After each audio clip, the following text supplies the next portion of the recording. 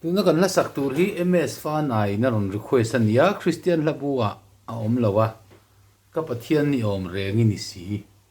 ti khania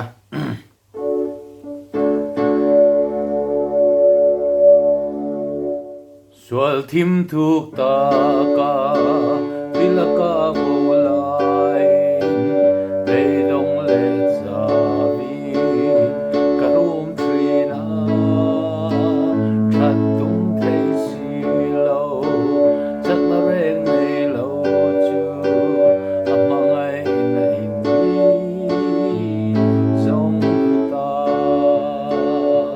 ke yang mi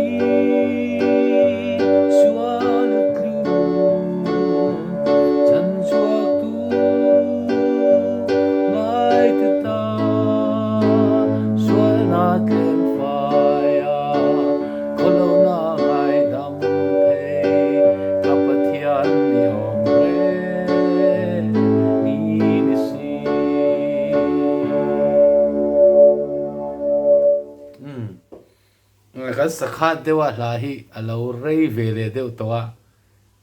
ko hana crusade vela te revival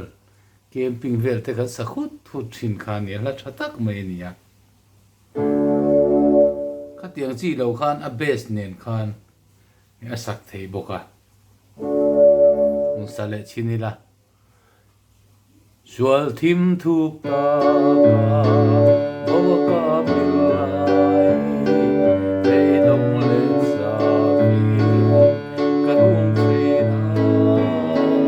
tat tung thei si lo chat na ren nei lo chu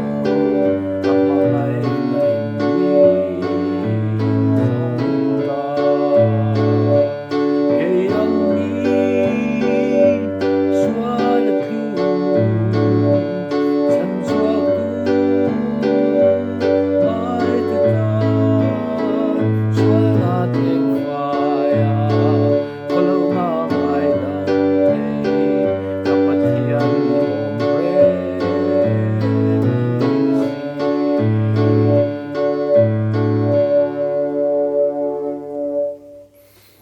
ti khan du tok phut mai ang le